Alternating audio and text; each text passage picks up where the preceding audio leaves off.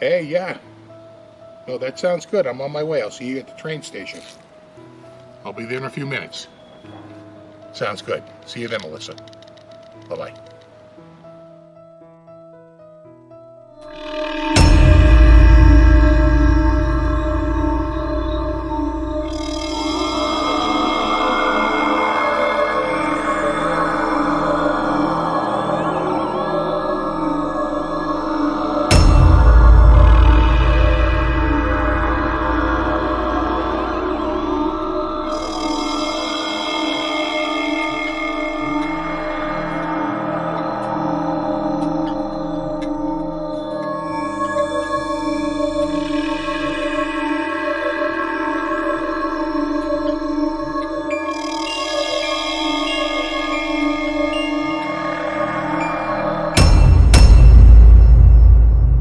Bobby, Bobby, what are you doing here? I was following you, and I started calling you, but you didn't hear me. Oh, I was wearing my earbuds. I was listening to music. Yeah, I'm on my way to go get Melissa. She's down at the train. You want to join us? Yeah, let's go. All right. All right, bud, let's head over to the train, okay? Let's go. All right. Where the hell have you been? I've been at the station for like an hour. Oh, yeah, we got caught up with these Halloween festivities. Understandable. Anyway, let's head back up to my house and we'll get the fire pit going. Sound good? Sounds good. I think that this is the perfect opportunity for a scary story. All right, guys, I know it looks a little dark in there, but I think we should just cut through the woods this way. I think it'll be a lot faster. You ready? Sure. All What do you right. say, Steve?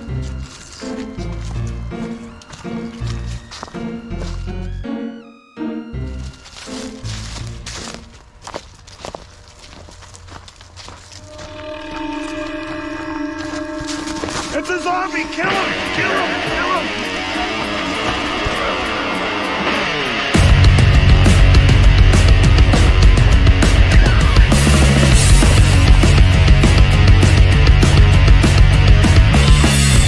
Guys, what are you doing? It's me, Steve Marchena. No, it's not. Get it. It's a zombie!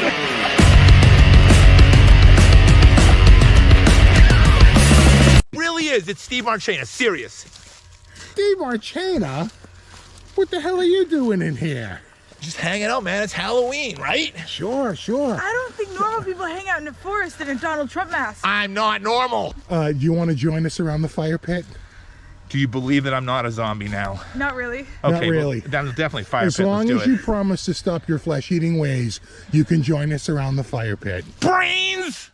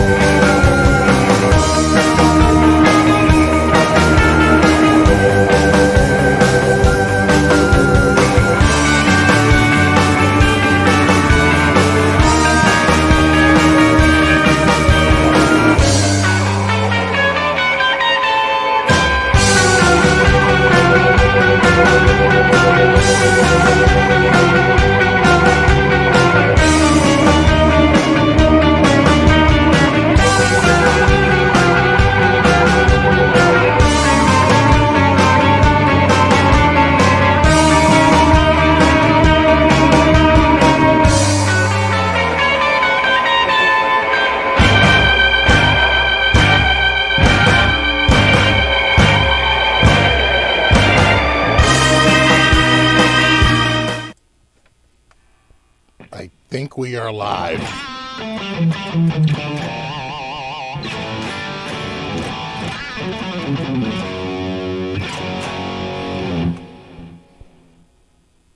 There you go. There you go. That was it was a little tough one this year. We had all kinds of problems because we had bad weather, and then we had to reduce it from 2 nights of shooting to 1 night. And then it took a little bit to do, and then we had more elaborate stuff. We just ran out of time, and then I wanted to do more stuff this week, but we had the stupid nor'easter. So that's like I had to prep for that, which we got no water. I'll take it. I'll take the no water. But, thanks, guys. Yeah, that was great. Yeah? Oh, cool. No, we are live now. It is not Memorex now. Yeah. Just a little intro for you. And, the plans were big, but everything had to get reduced, because I'll tell you one thing. That location, I know the dude who has that house with all the stuff in the yard. And so I told him, I said, hey, I'm going to be out there. I want to film a little bit in front of your house. I just want to let you know ahead of time. And he's all cool. He's like, great. He's like, all kinds of people come by and stop and take pictures and stuff. He's like, no problem. But there was like an event going on up the street, I found out later. And the traffic was non-friggin' stop. I remember Bobby going like, this is worse than Washington Street. I'm like, I know, right? This is it's really bad. I can't believe it. But apparently there was a thing up the street and a lot of people going to and fro said event. There's a lot of cars going by, so a lot of noise problems. And then the other set, like, really wasn't going to work out, and so we impromptu with the woods, which I thought worked out. It was so dark, and you know what I learned? I learned from this that the GoPro really sucks in low light. That my regular cam looked really good in low light, but not the GoPro. GoPro looked like crap. The shots that looked the grainiest were from the GoPro. I should have used my phone. My phone would have had much, much better low light performance, but after the fact, I couldn't call everybody back. Hey, everybody, come back up. We'll shoot more stuff. So, but anyway, I was pretty happy with the way, it turned out. Considering how little footage I had.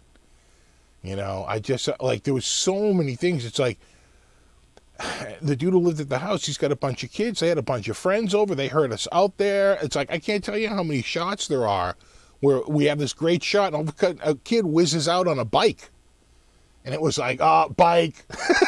It's like, he's like, oh, sorry. It was like so many shots wasted, or a car would turn the corner, or something would happen. There was one shot in there that was completely out of focus because I just didn't have one in focus. You gotta use the footage you have. Yeah.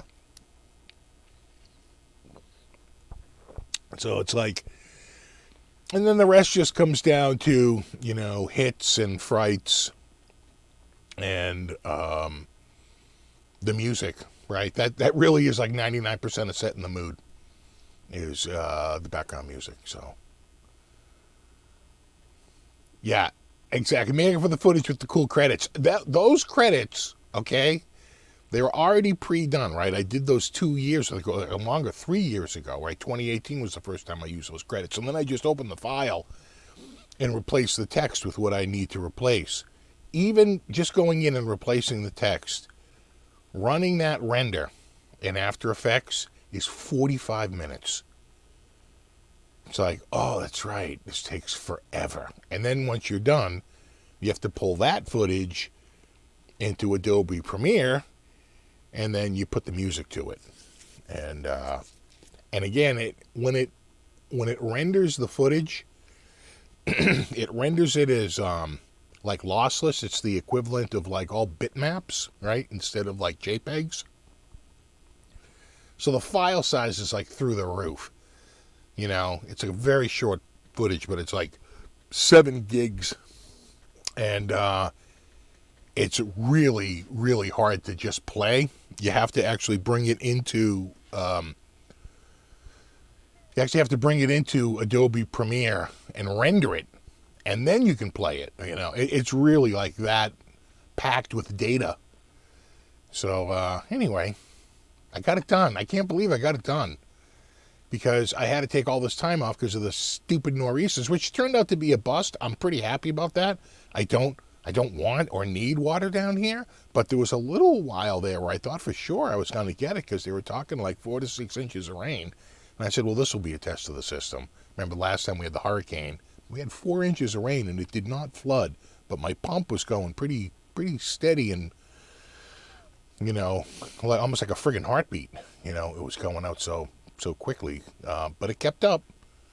So I was like, well, here we go. Here's the test, but it was spread out over really like 2.5 days, and they kept pumping up the friggin' water numbers. It was never even close to that. If anybody lives around here, you know what I'm talking about. It was a windy event. I think people down on the South Shore got a lot more wind, had a lot more downed trees, a lot more power outages. But we didn't have any power outages in my town. Zero. We were on the, right, they show a map, and like white is nobody has a power outage. We were that. And then people with 5% is like green. And then 10% to 25% is like yellow. And then more than 25% is like red.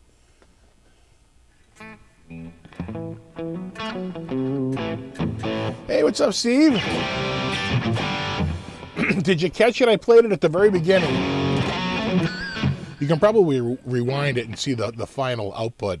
I think even during the live show, you can drag the slider back and watch it from the start, and then just hit refresh when you're done watching it, and you'll come back to real time.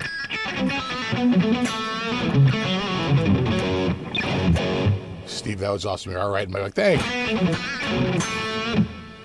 We had a lot of wind down here due to your taco consumption. Break like the wind.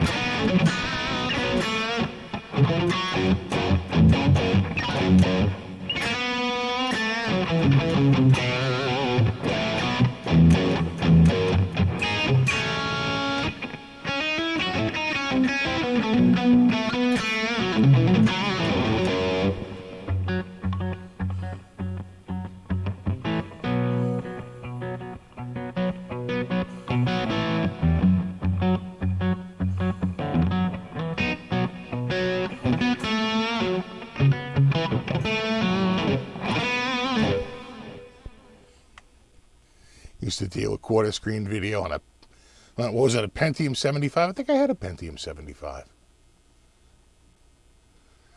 On a Pentium 90, 1 minute of video took like an hour to compress. No effects, just compress. Yeah, that sounds about right.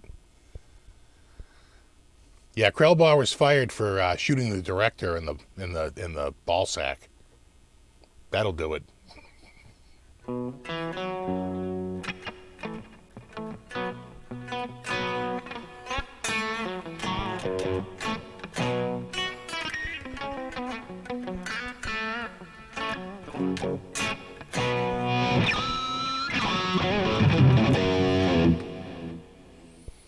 I know, too soon. Too soon. I know it is too soon. It's a tragic accident. And what will happen is and we talked about it last week. It would beat this story to death, but it basically it comes down to insurance. It's gonna be a lot of insurance adjusters on this. That's what it's really gonna come down to. I'm sure they are insured to the hilt. You can't even get a production because no one will lend money to it. No one lends money to a production, So you pretty much have to have it, and I'm sure they might even require it, by state law.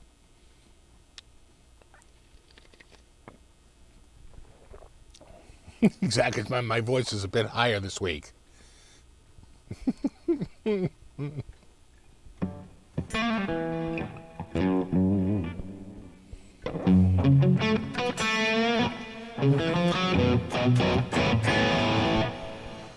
I'm sure her family would sue. Oh my God, yeah. Wrongful death suit.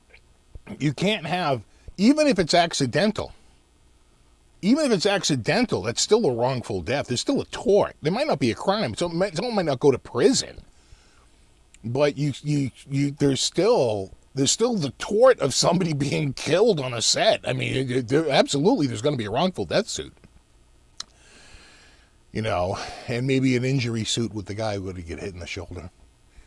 But yeah, no, it's going to be 2 years of deposition. I wouldn't brave. A criminal suit will go pretty quickly, and even that'll take a year. But a civil suit, that's probably 2 to 4 years out. All right, 2 years of discovery alone. So, you know, all times of pretrial conferences. You know, yeah, that's I would call that a 3 to 5 year lawsuit.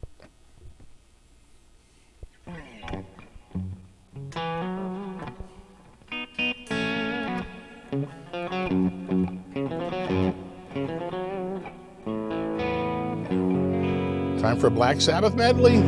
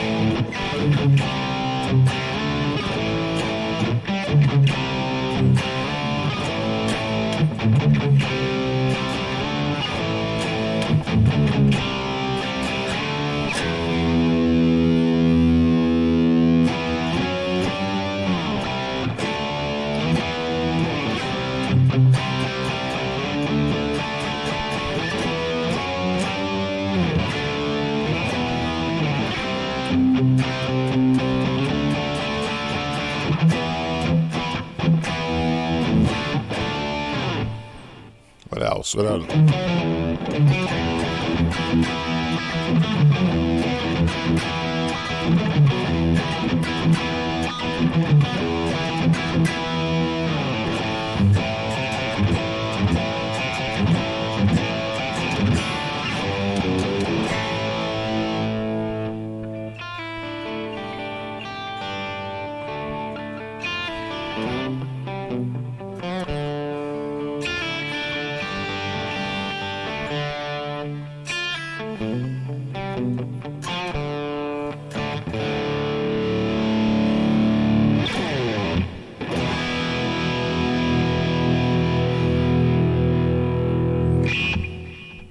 Off the top of my head.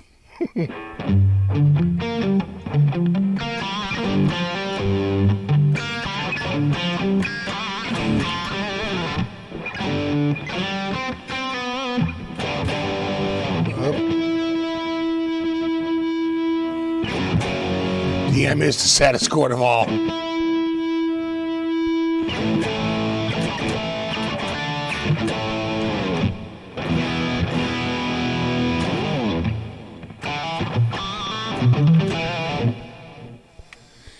You got me wanting a black SG. Have you seen the Gibson Garage exclusives? I haven't seen the Gibson Garage exclusives, but I do follow their Reverb page a little bit more now. I became kind of hip to that a couple of weeks ago.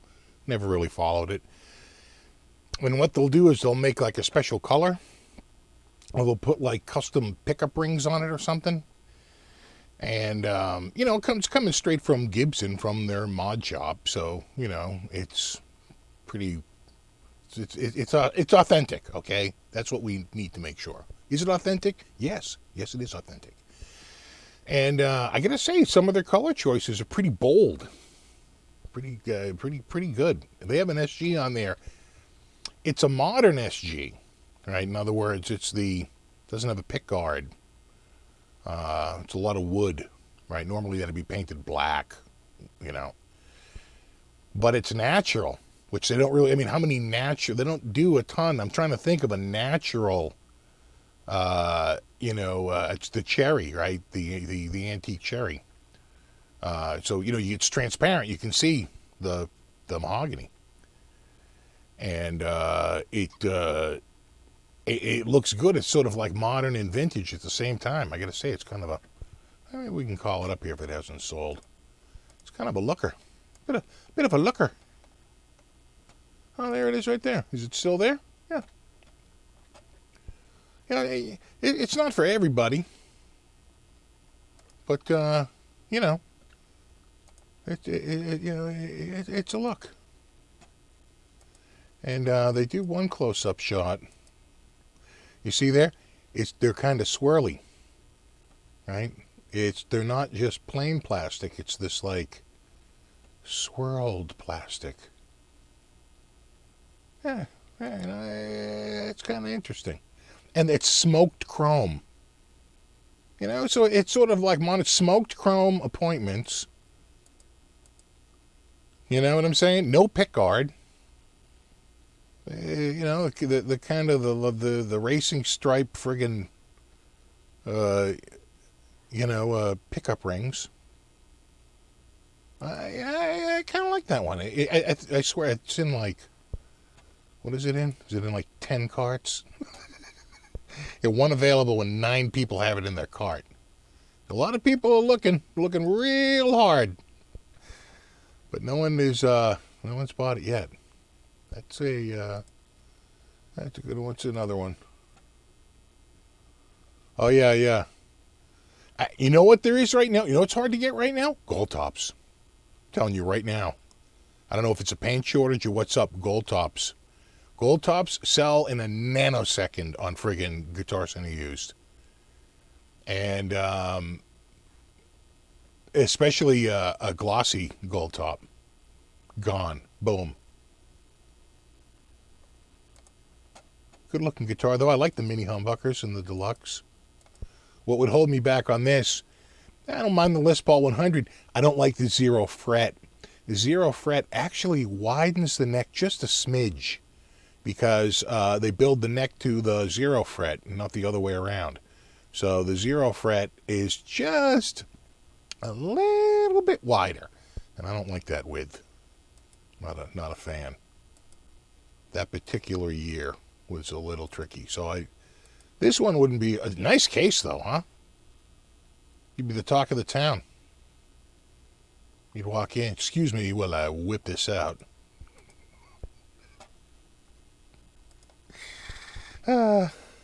Hey, what's up, Sean Daniel? So Sean, we did a little Halloween video at the very start of this. If you wanted to see it, you could just rewind to the beginning, watch that, and then refresh and come back to the live. If you wanted to. I'm not telling you to. I'm just saying. We did a little something at the start. A little something.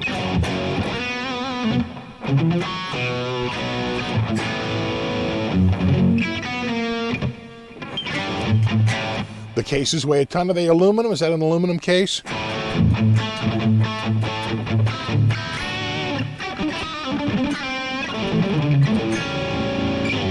Oh, Tony, thanks, buddy. All right, Tony says he needs advice. He bought 3 Ibanez JS guitars. Nice.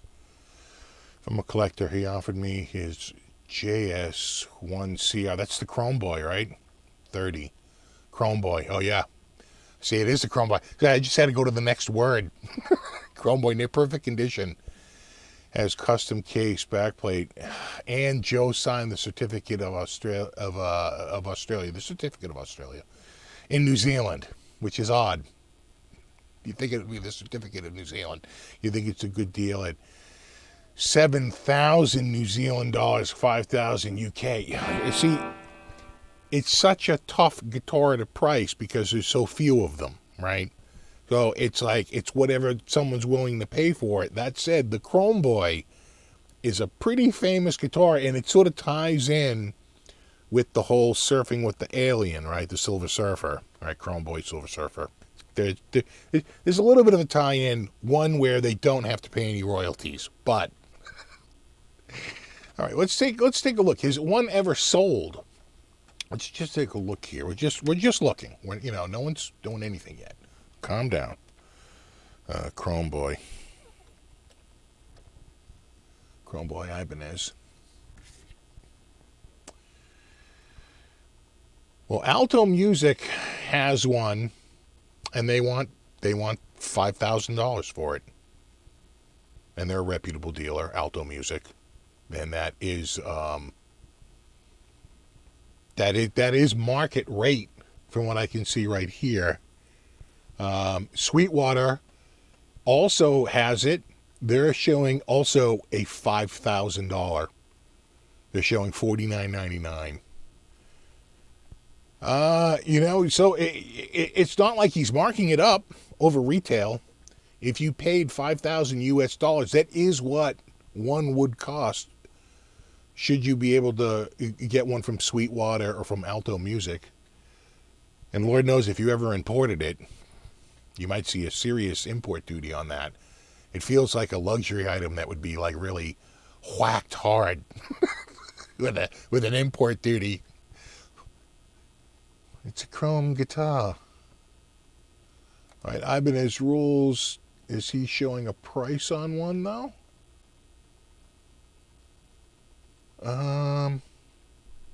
It's showing a 66, 66, 67 list price. It's a pretty high list. And the suggested minimum advertised price is $4,999.99. I mean, if you can afford it, I don't think, and you want the guitar, I don't feel like you would be overpaying, right? You would be paying retail. And generally, items that are of rare, availability, they tend to go up. Not necessarily, but they tend to. I'll give you an example. About 10 years ago, maybe 8 years ago, Ibanez did a limited edition puzzle guitar where the top was made of quilt and flame maple, cut out into puzzle pieces and then vacuum laminated to the surface. It was kind of a tricky process. It looked amazing, and I could have picked one of those up 10 years ago for about $1,500. Now they're way over $2,000. No one wants to let them go anymore for short money. They sort of settled in with their final owners, and even though the prices have gone up, so I'd say if you can afford it, I don't think I don't think you're overpaying.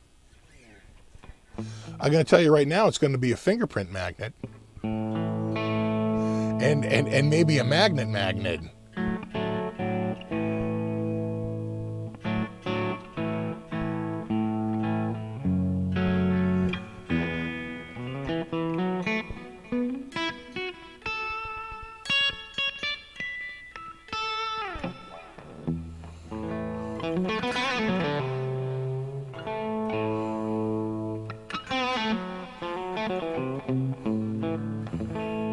Sup, fret level. Sup, Johnny R. This is a 2020. In fact, we just passed its 1-year anniversary. This, I want to say, was built on October 27th, 2020. So it just hit its 1 year out of the factory.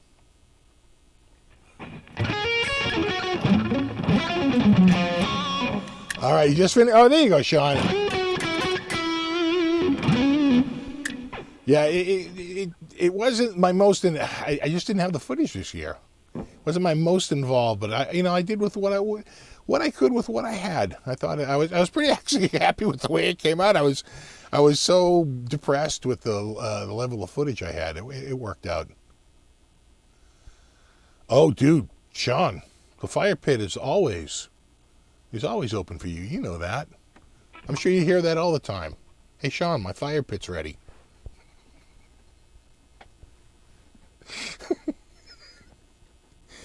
Oh, thanks, Chris, for the SFB Coffee Fund. Thank you. It's my birthday tomorrow. There you go. I'll give a little thanks to Cool Hank, good people. About to start a Charvel-based parts caster. There you go. Can't go wrong with that.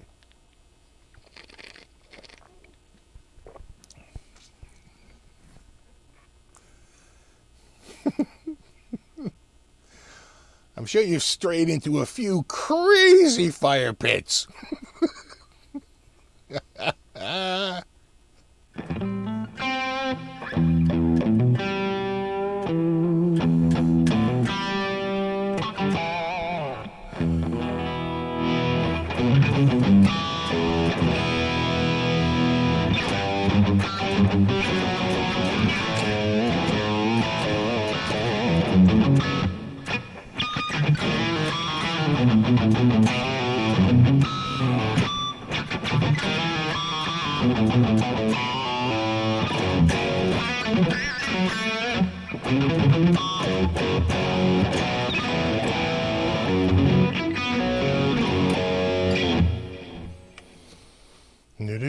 When I think of Gibson quality through the last years, I think they've been pretty good these last few years.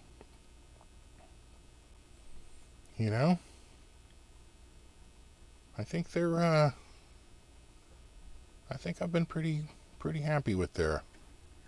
And I've got an SG from this year.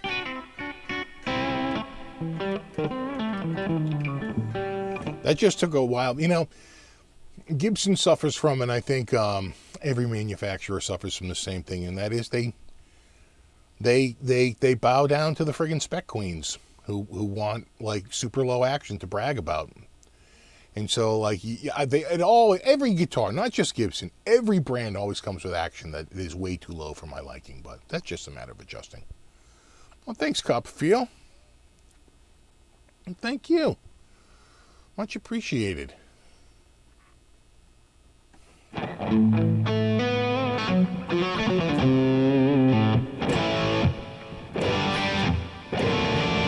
Any new gear in the works? Should be getting the Frankie neck back soon.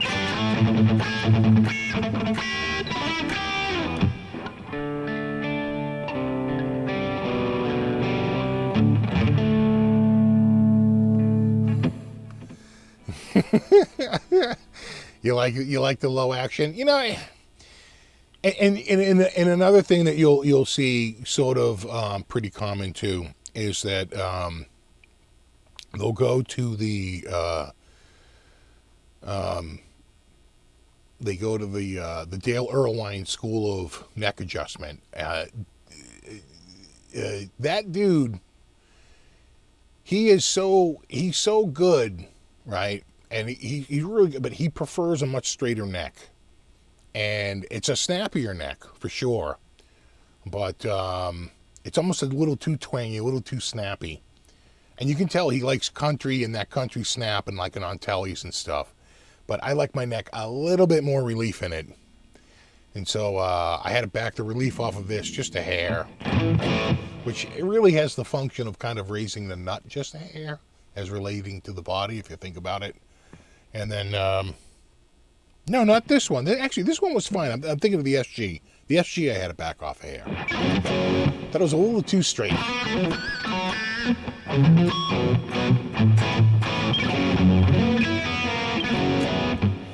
Yeah, LP Classic says March 15th, 2021. Nice. Yeah, I think my SG is April 11th? April 12th? Something like that. I think I placed the order April 10th. And it came off the bench April 11th and shipped like 10 days later. I think that was it. Or I'm off by a day.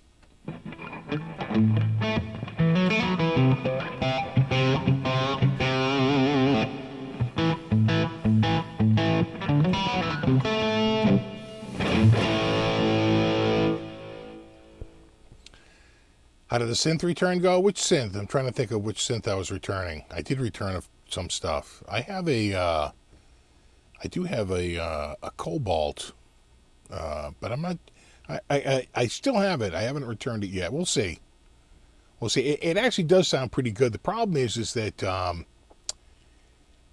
does it sound better than virtual analog, like software? You know. Oh, thanks, Copperfield. A little Def Leppard. Let me see if I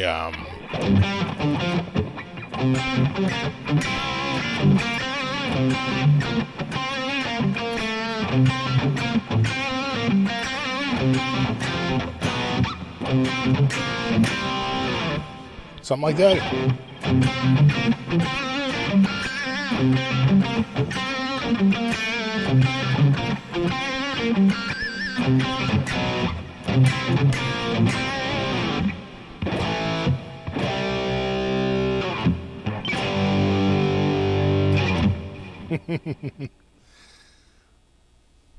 Oh, thanks, Sean. Awesome seeing you, bud. Maybe I'll see you at NAMM. We'll see. NAMM's looking expensive this year. I might skip it. The June one. Let me know when it's back in January, and I'll go then, but we'll see. Right now, it's looking ridiculously expensive, so. But we'll meet again somewhere. Somewhere, Sean. We'll meet again. Don't know when. Don't know when. But is it E? Yeah. Meet again. Yeah, Dan Earl and Straight Neck.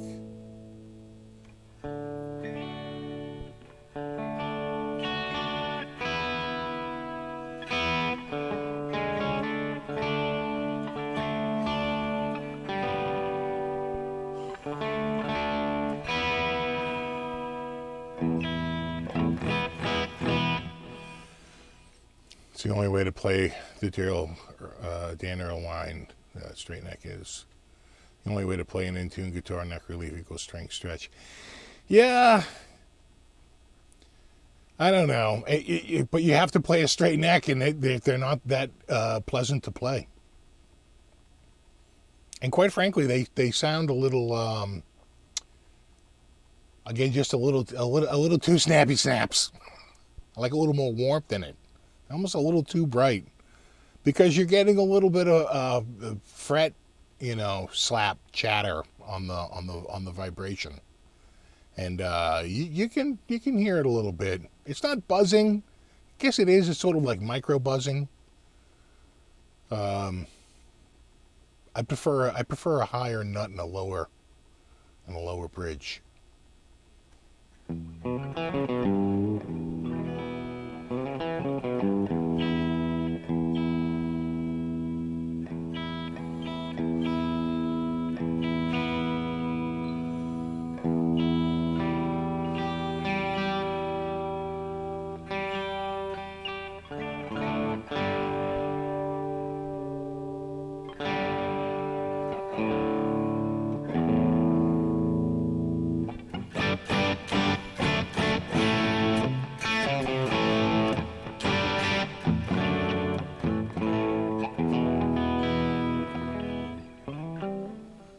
Do we have Buddy Cat come? Oh, it was Buddy Cat. What's up, Buddy? What are you doing, Buddy man? Bud man? No, Buddy, don't be like that. Come back. He's snooping. He's doing the snoops. You coming over, Bud? Says, nah, more people upstairs. I'd rather go up there. It's like, I know what this is like. He's like, you're busy.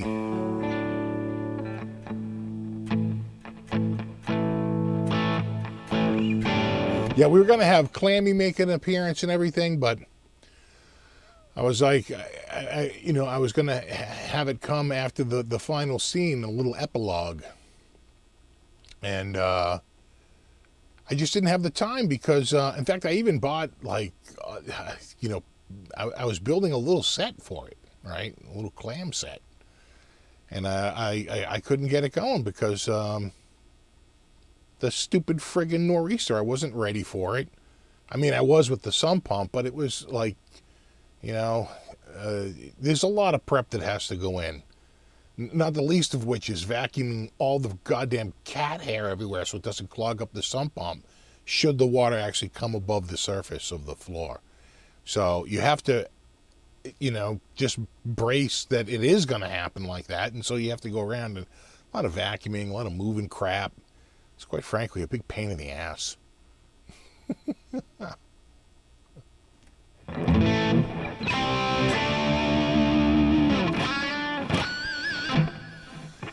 How did you do in the storm Tuesday, Wednesday night? We were fine. We didn't lose power, and we didn't flood down here at all. As a matter of fact, my sump pump never really even got going. It was that last hurricane we had was much worse. In fact, we had quite a bit of rain tonight. Kind of blew through for a little while. I was like, damn, that's more rain than we were getting. We got a long rain event, but it was like just a very long event. It wasn't, it didn't happen in a short enough period of time to flood the basement.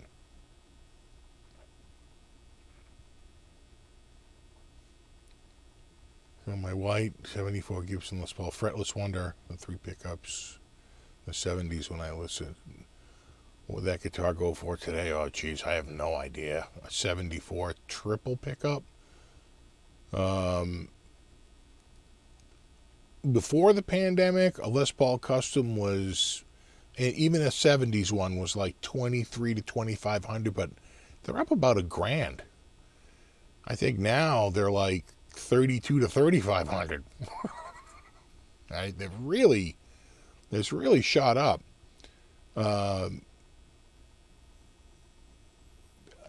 Just across the board, I've noticed that, there's been a little bit of price creep. Again, it starts in the new market, but eventually it shows up on the used market. You start to see the creep going up. I have noticed, actually, that for some more common guitars, like say, an American Standard Strat or an American Special Strat, prices have actually gone down slightly on Guitar Center used. So that's always a good sign. But, prices are quick to go up and slow to go down. We'll see what happens. Right now, it's they're up to about 35,000 items. I mean, it wasn't too long ago where they couldn't break 23,000 items. So it's supply and demand. Supply starts to increase, and demand maybe wanes because people are, more likely to buy Christmas presents or whatever. The best time of year to sell a guitar is by far tax season. Not even close. But I will say, last couple of things I sold on Reverb sold very quickly, and I was really happy with the price I got.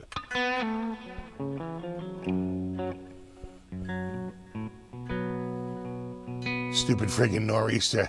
Schwagler. God, Schwagler. He just got Schwaglered.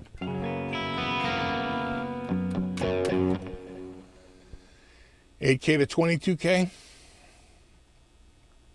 I feel like they're not really breaking out of $5 or $6K right now.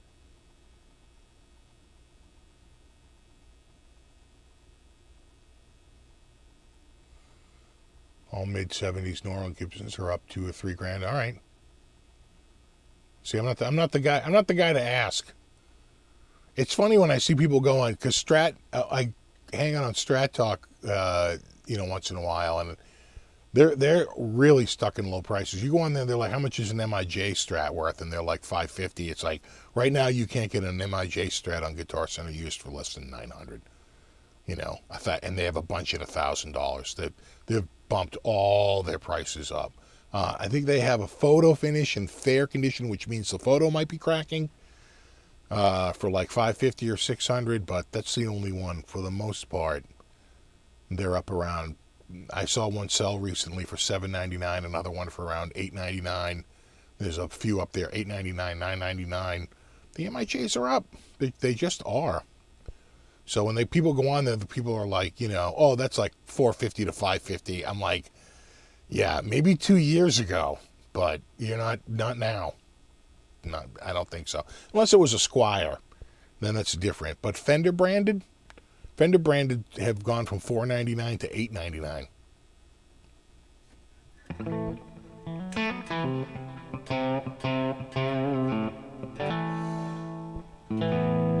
Hey, what's up, RJ?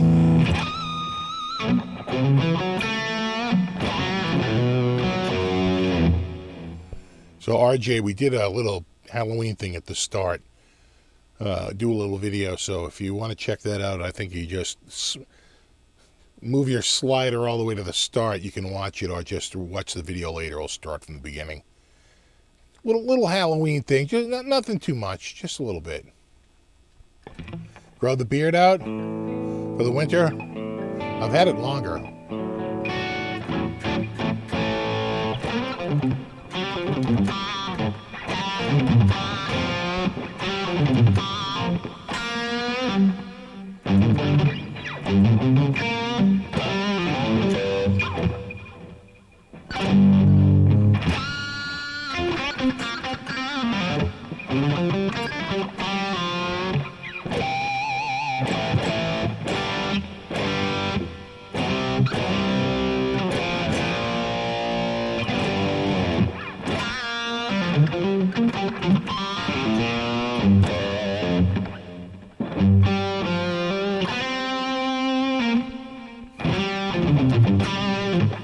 Gotta hit that.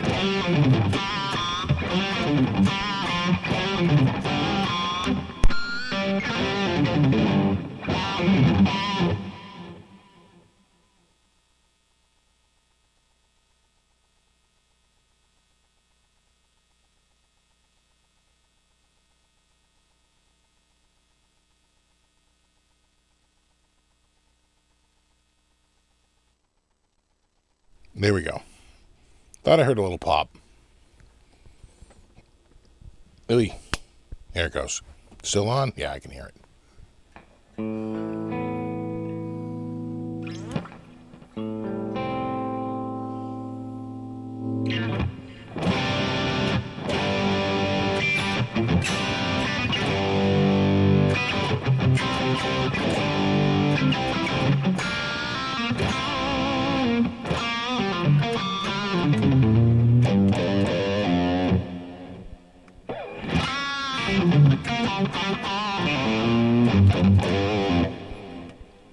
A Gibson artist now? No.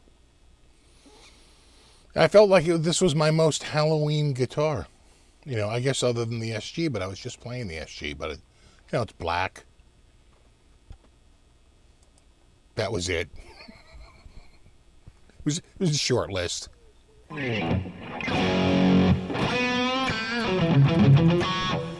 A Gibson influencer. Well, when I go to the show, I will get a badge that will say like Epiphone artist.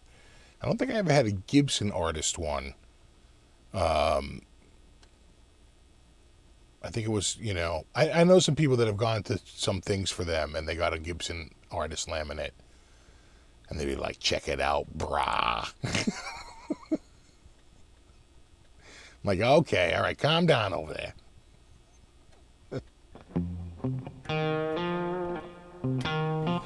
That's a Harley Benton. That's a Lotus.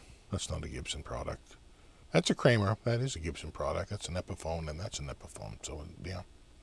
But I don't have cases for these. That's why they're up there. No cases. This is a little hard to fit in a case. And I have way more Strat cases than I do LP cases, so I don't have a case for that. And this one, I forget why this got over here. It made it over here for something.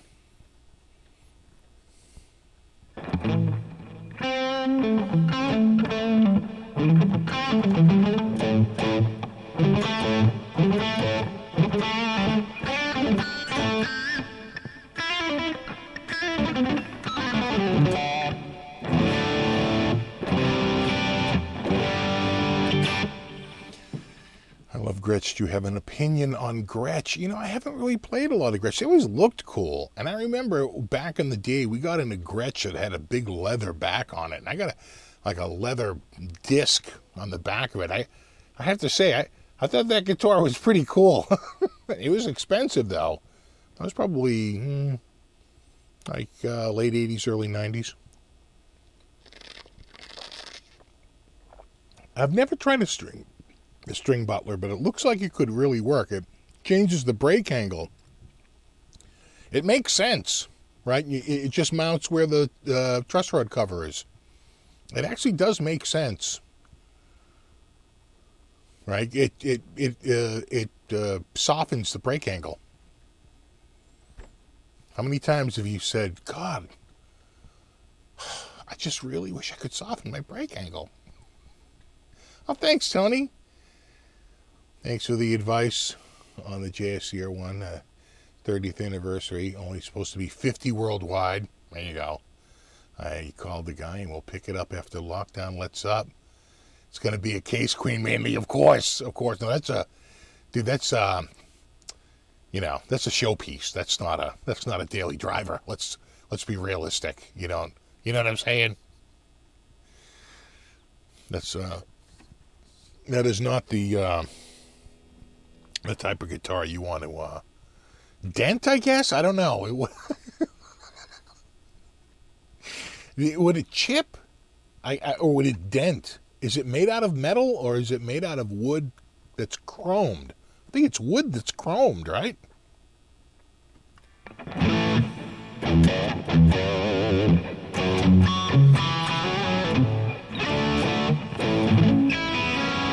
Yeah, the string butler really works. Thanks, Don Don.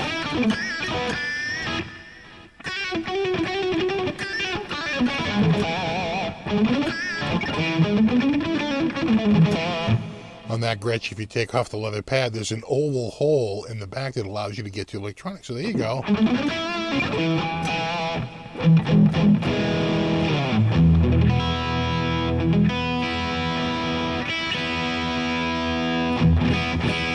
I use this so I can easily the volume of the mic. You know how you were hearing the volume of my mic.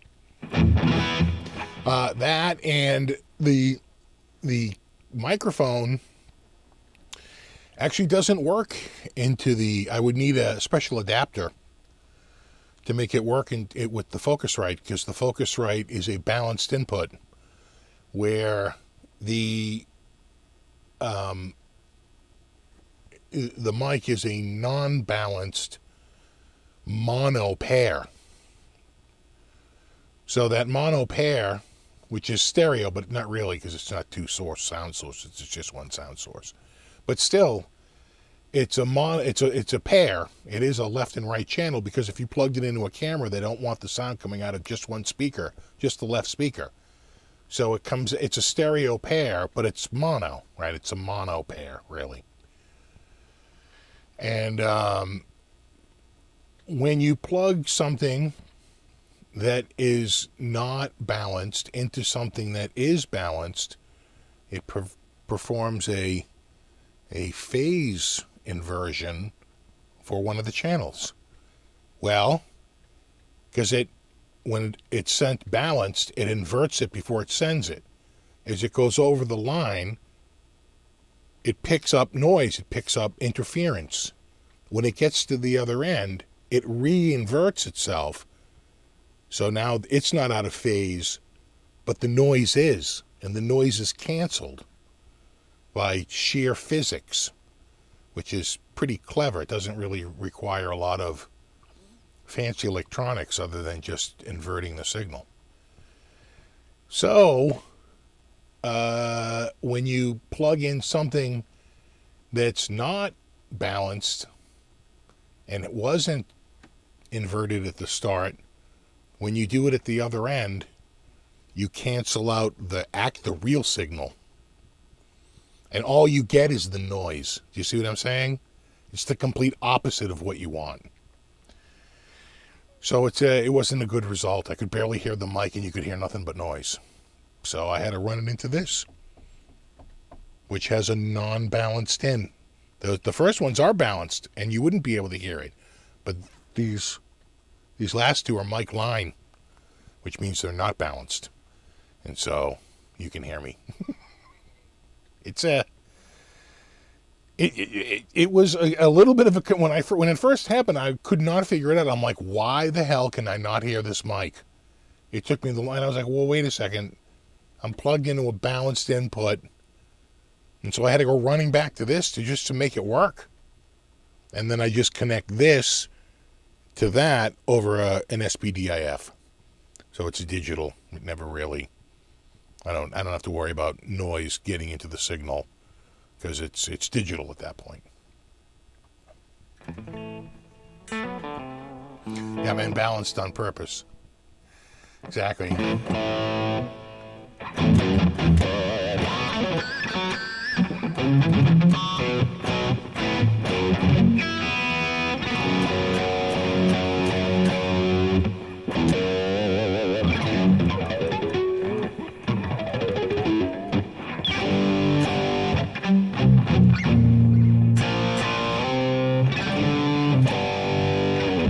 This guitar does sound good. I really like these pickups. And I like the neck on this. It's just a smidge smaller than the SG.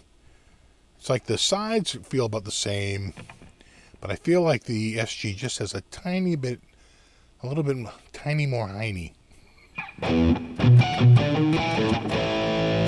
Does a balanced digital signal require antimatter? Yes.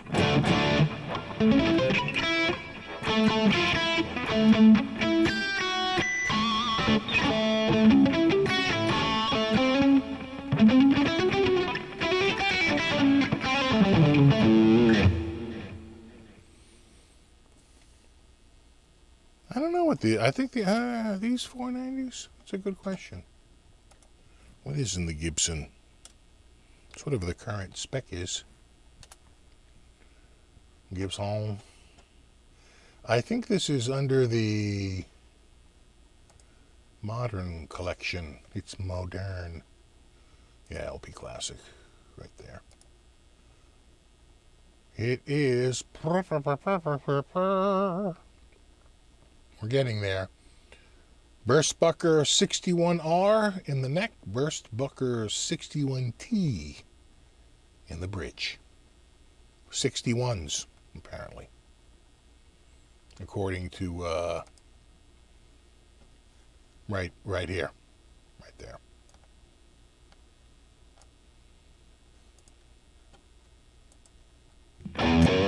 They sound good.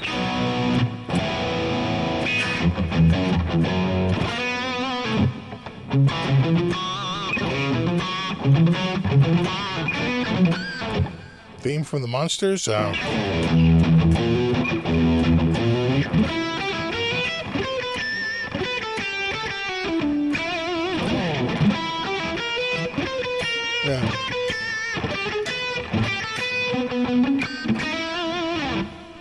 It's hard to remember it, you know.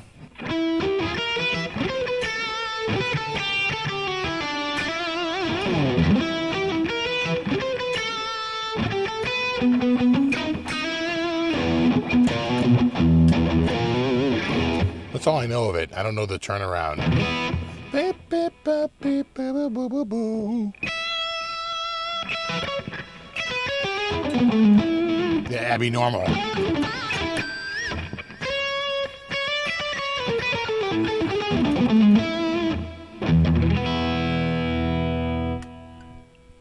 Plus, this is a good cough button.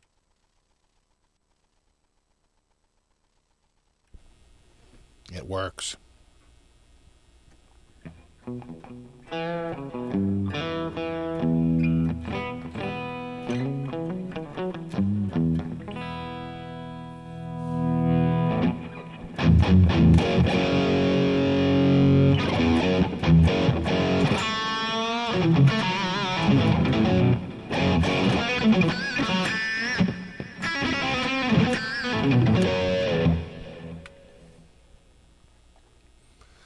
Abby Normal was just on, yeah, just on last week. Yeah, that was that one of the first PG-13 movies? Was it rated PG? Maybe not.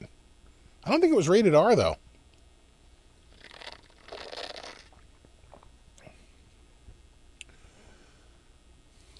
I never finished the drum mic setup. The drums are back in storage, and that has been slowly converted. And quite frankly, I'm pretty happy with the way it's come out into the synth room. I was able to get a lot of shelving up recently. I've moved a lot of camera gear over there that's always been just sort of all over the place. It's sort of like finally a little more organized and in one place. And I think the workbench is going to be all electronics related, like where I can do work on laptops and desktops. And then on the other side of the room is really the synth wall. And I have the synths over there. And then I don't know what I'm going to do with that third wall in the back. It's a tricky wall because it curves. That's where the drums were going to be, but I don't see that happening anytime soon. I feel like this has been stalled for quite a bit. We'll see. I just know the dude who I would have to be the drummer. He's finally working again. He's finally busy. I think the next time he would be available would probably be like February, if I was lucky. He'll work all through Christmas and New Year's.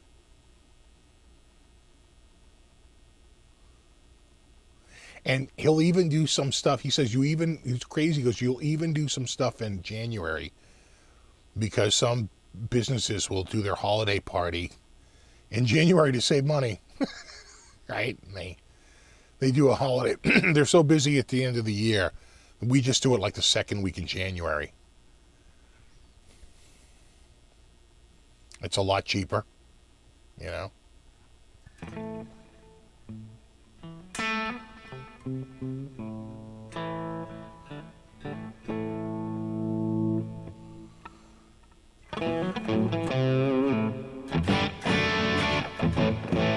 Any Motley Crue?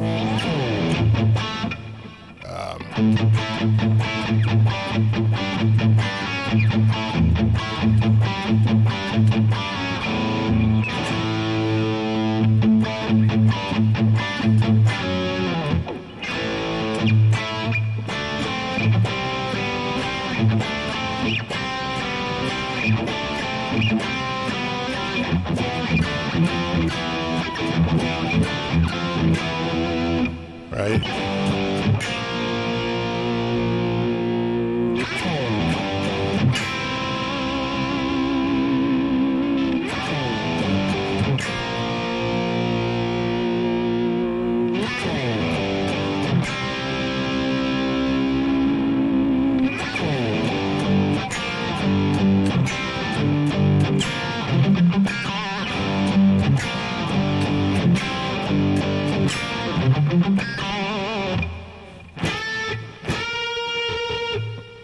Probably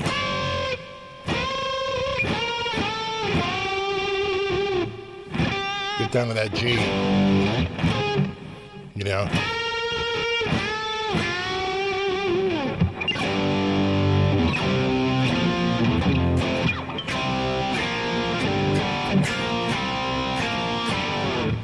That's it, bringing me back, right?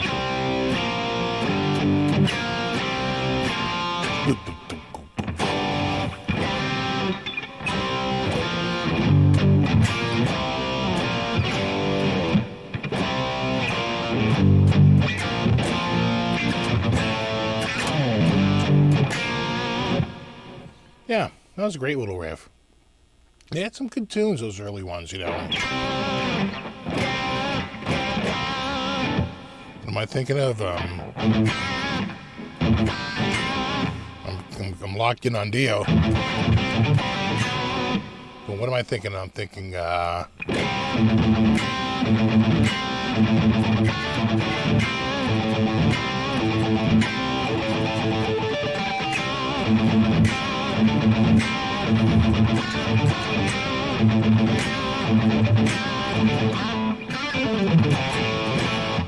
something like that.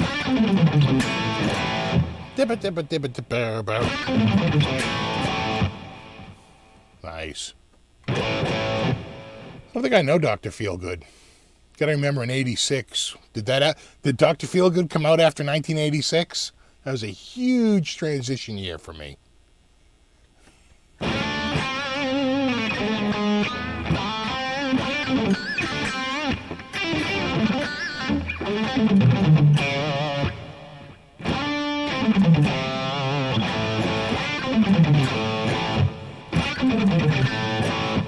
Yeah, well, there you have it.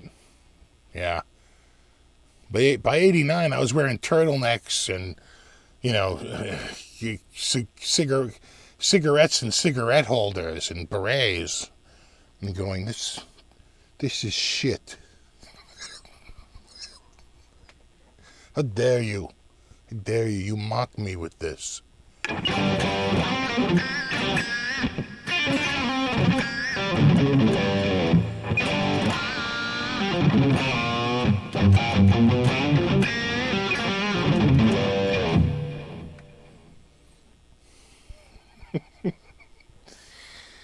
Yeah, that's right. Yeah, Randy Rhoads should make it into the Rock and Roll Hall of Fame. You know, he's a very, very influential guitar player. I mean, extremely influential. So I think he wasn't around for a long time, you know, commercially. You know, like there's not a ton of Randy material out there, but his mark was felt. Absolutely.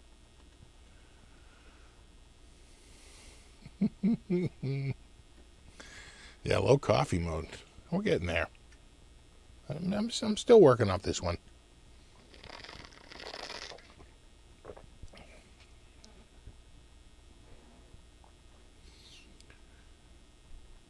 Yeah, Theater of Pain. That was they were sort of, that was their biggest pop period, right? And they're also their max glam. They are really glam for Theater of Pain. But Theater of Pain is what broke them. You know, they were all of a sudden they were an MTV darling with the ballad. That ballad friggin' put them on the map. That ballad broke them through. Home Sweet Home.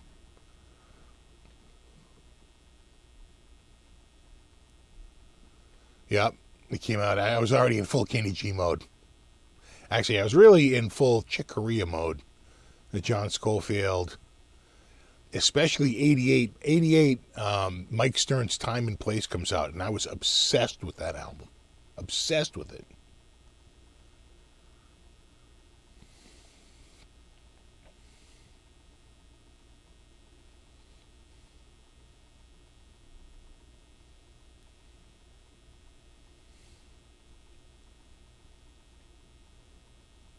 Beginning of 82, just before Randy died. My two guitar heroes were EVH and Randy Rhoads. Oh, same year. I remember the day that Randy died. I remember showing up. I worked at an auto body place. And I remember showing up after school. And I was like, man, they're playing a lot of Ozzy. I was like, oh, didn't you hear? Ozzy's plane crashed. I'm like, Ozzy's dead? He's like, no. But one of the guys in the band's dead.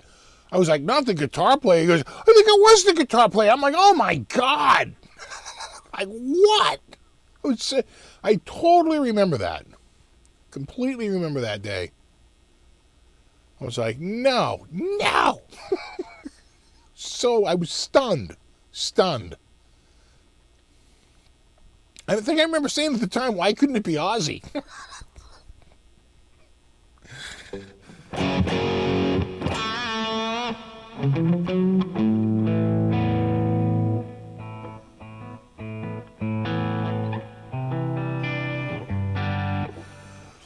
You think that the problem is that my guitar is not going through the Tascam. My guitar is going straight into the Focusrite. Because the guitar is a mono signal, not a stereo mono pair. All right, where they can cancel each other out. It's just one. There is nothing on the other bank. So there's nothing to invert.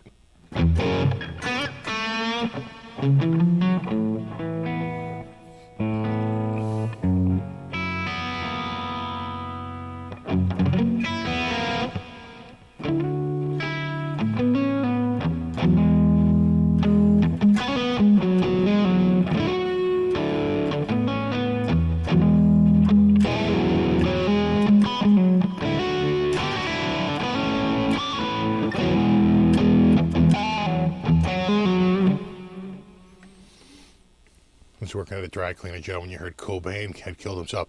Well, the thing about Cobain wasn't there some problem there, like just a couple of days earlier or like a week earlier? There was some disturbance at the Cobain residence. And then they went back and and it was a little quiet at first. At first they were basically like, well, there's been a shooting or there's been a death, but we can't really talk about it. It took a little while before it finally came out that it was Kurt. Yeah, that was crazy. I feel like that was in the fall. Was it in the fall or the spring? I feel like it was cold out. I forget now.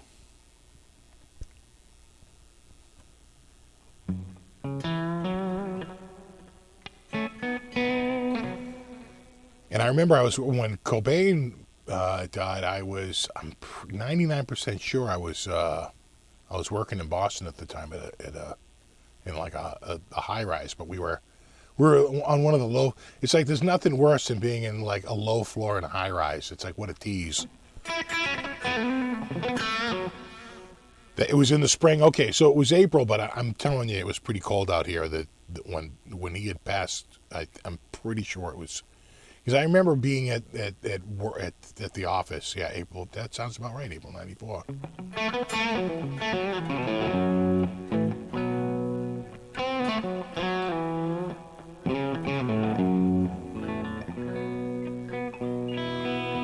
Hey, what's up, Tony?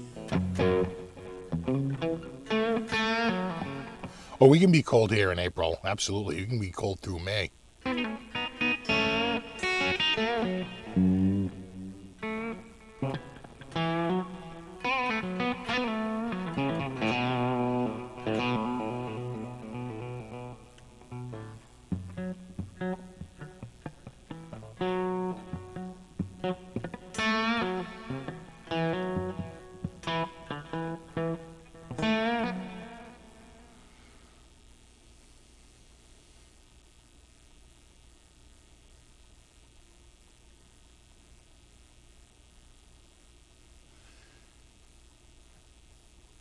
I don't know a lot of the details of Kurt's death, but I'm seeing a lot in the comments here. It sounds pretty bizarre. Although the craziest one was Farley. I felt like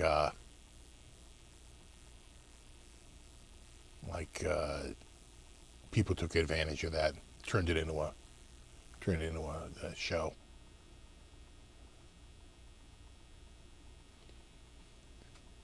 Yeah, snow showers on opening day in the Northeast, exactly.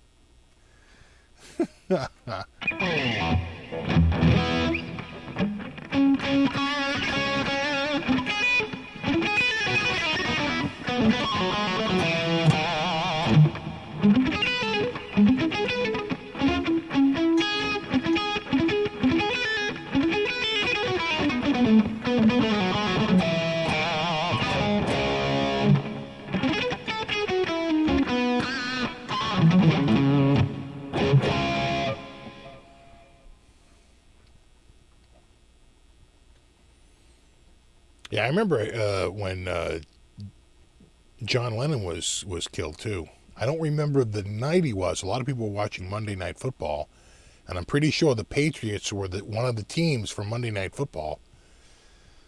But we saw it in the newspaper. We got the newspaper every day, and it was waiting out front. And my mother brought the paper in, and she was like, "Oh my God, look!" And she spun it around. And it was like,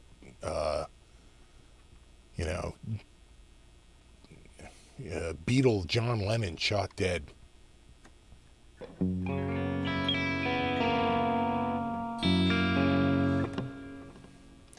Yeah, I remember when Stevie Ray Vaughan died too. That was sad. I feel like that was over a weekend or something. Was it? Or a Monday? I feel like it was. I remember I had to go into. I was in college at the time, and I think I was working at the newspaper. I had to go in and do this stuff, and I went in. And I was like, I can't believe Stevie Ray Vaughan. And people were like, "What?" I remember we were talking about it.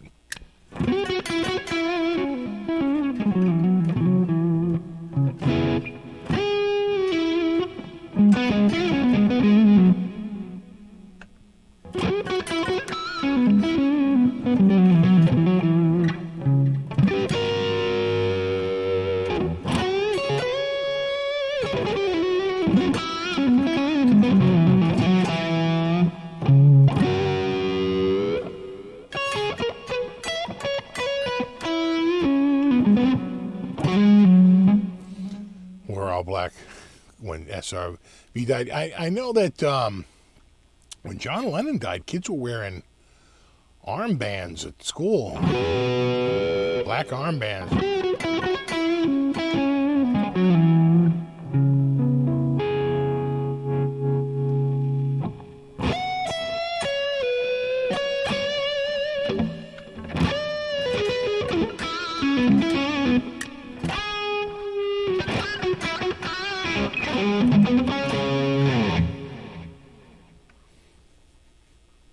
John Lennon was killed, I found out Tuesday morning because I went to bed at 9:30. Woke up and saw the news. Yeah, that sounds about right, yeah. I wasn't watching Monday Night Football. I had to be up for school the next day. I was a freshman in high school. That was 1980, right? I was a freshman.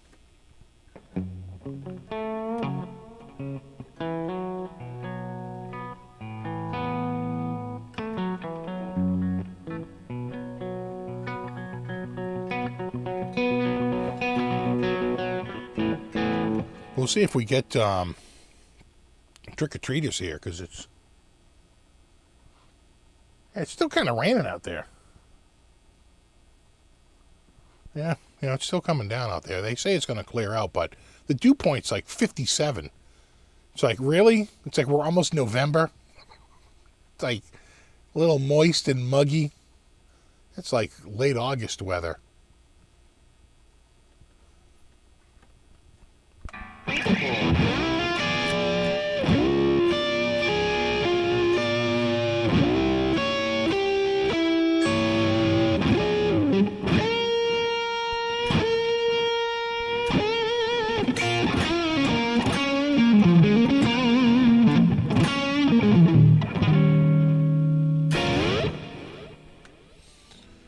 Listening to Monday Night Football on the radio. Yeah. Gary Moore was another one.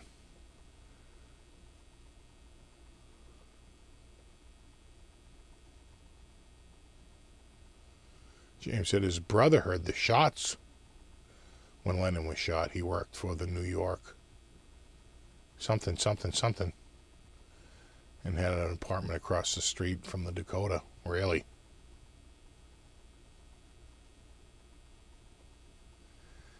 I know tomorrow's Halloween, but I don't think this is blowing out of here.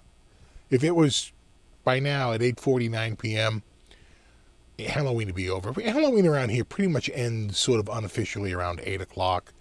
You might get a few stragglers that come between like 8 and 8:30, some of the older kids, but most of the parents with little kids, and let's face it, that's what this whole thing is for.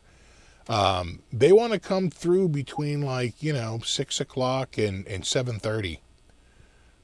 That's pretty much their main time. Tom Petty was shocking. I had no idea. That seemed like out of nowhere.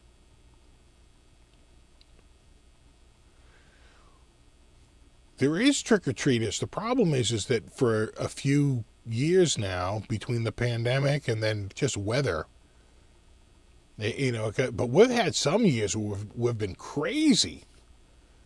I remember one year when my kids were little, I could not believe how many parents were out. It was a mild night. I mean, there were parents hauling beer wagons. they were into it. It was quite a few.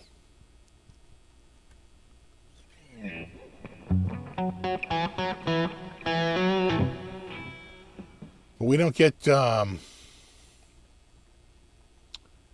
we really don't get them past about 8 o'clock. It's really the little kids, and that's about it. We can't go to 9:30. Yeah, well, I promised them I'd have them out by 9 o'clock. My son's got someone over. I think my daughter's got somebody over. So they were so happy that I wasn't starting until 7:30. They're like, "Oh, great!" They walked upstairs at 7:29. I'm like, you're really just the last possible minute. Oh, Dimebag was a shock because he was murdered. I mean, jeez. On stage, too. I mean, wow. Just shocking. And Prince was a shock, too, because You know, and there's a there's a dude who's so weird. He won't go and get a hip replacement because he doesn't want, because he's like a Jehovah's Witness or something. He doesn't want to have go under the knife. So he won't get a hip replacement, but his hips from jumping around in the 80s are killing him so bad. I think Eddie Van Halen had a hip replacement. A lot of people get hip replacements, especially if you're jumping around stage, you know, for 20, 25 years straight. He needed a hip replacement, wouldn't get it, and the pain was killing him so bad that he was like, you know, on those crazy painkillers, and then he wound up ODing on that, you know? So it's like, in a very real sense, he died from a bad hip. which is a very, very treatable condition.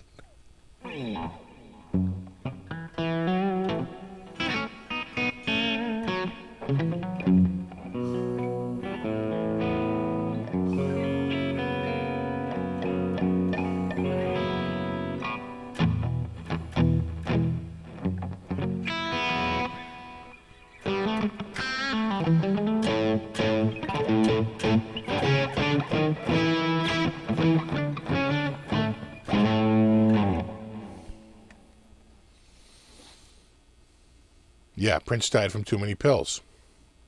Right? So he's got a hip that's killing him.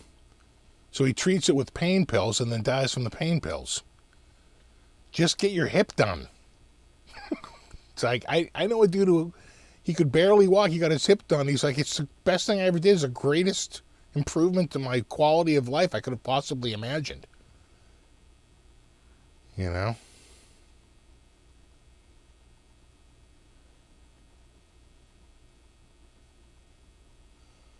One of the reasons David Lee Roth is retiring is his body's given out with all the jumping around. Oh, yeah. Oh, I'm sure. And he's a pretty light guy. You know, he's very thin now. He used to be much more, you know, muscular and heavy. And, you know, you ask any of the dudes who retire from, like, football, you know, you're a big guy. It wears down your joints. So just being thin, that's the longevity. Just look at the Stones, you know. Just Keith. You know, the skinny guys last. Skinny guys last. It's the big guys that don't. Yeah, painkillers will kill you. You take enough of them, they will. Yeah, Eddie had a hip replacement in '99. It really does go it's like a friggin' miracle cure.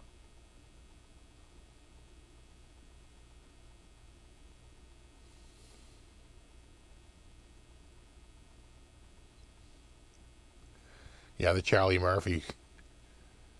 Boy, that's old. When I think that was like 2003, 2002. Damn, that got some longevity.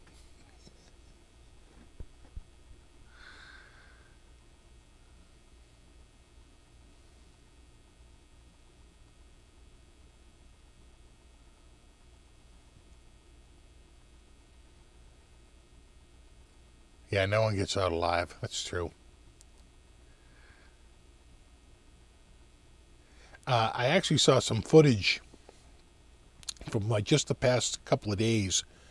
There's a guy on YouTube who streams a lot of the live Stones concerts. And I noticed that, is it Steve Jordan? Who's playing drums? Is it Steve Jordan that's playing drums for them now, in for Charlie Watts? I noticed that, and I had seen some of his early playing, like one of the first one or two shows he had done with them. This last one he did, he was literally playing the drums like Charlie Watts.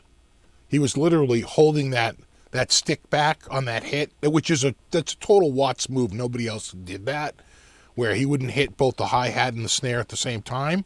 He would hold one back and hit, and one would go back. And I was like, oh my God, he's totally adapted. He's totally molded to the Charlie sort of style, which is, you know, that's great. I mean, I think it took him a while to get it. You know, it was hard for him to immediately move into it, but he was literally playing the drums. I was like, oh my God, he literally looks like Charlie playing the drums. Yeah, it's Steve Jordan, yeah, who's an amazing drummer. God.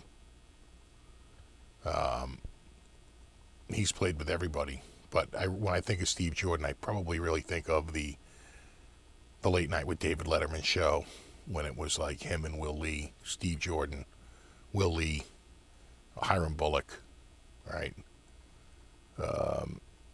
And then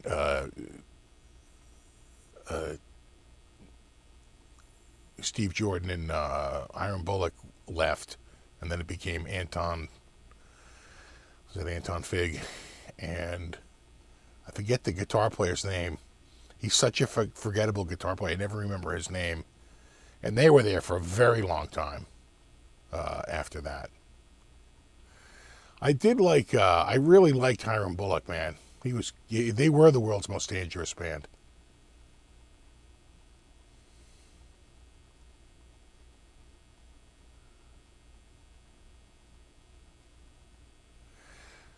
Yeah, no, Darryl Jones and Steve Jordan. It's a pretty good rhythm section.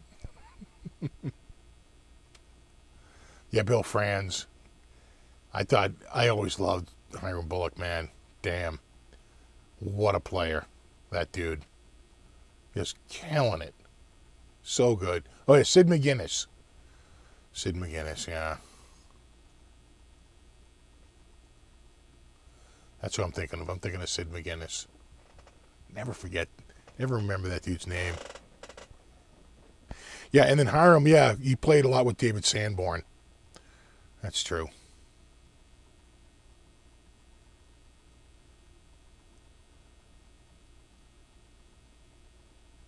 Yeah, Steel Panther has a new bass player. Is it Ricky Blaze? What does he call himself? Ricky... Oh, God, I remember the name. I can't think of it now. Ricky something.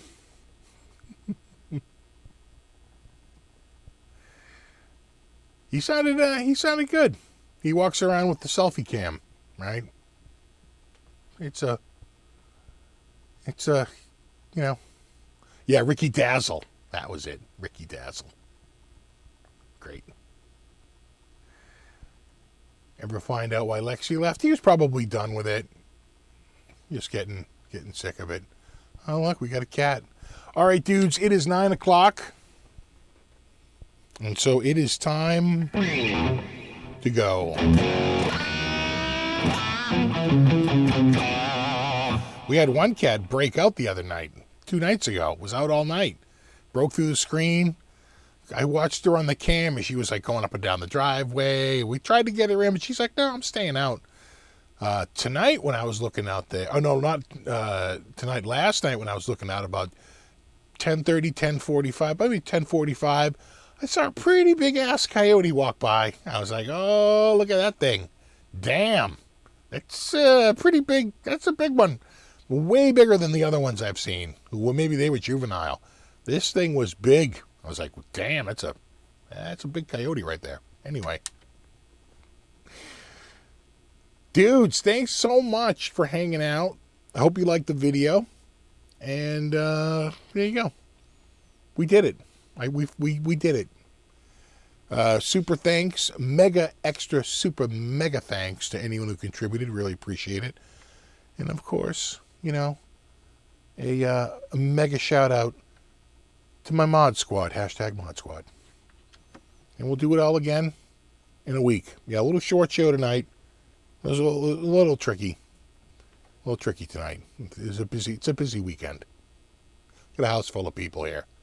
Anyway, maybe I'll be up later tonight. Could be. We'll see if I can keep my eyes open. It might happen. You never know. Anyway. Have a good one. I'll see you in a week. Until then, rock on.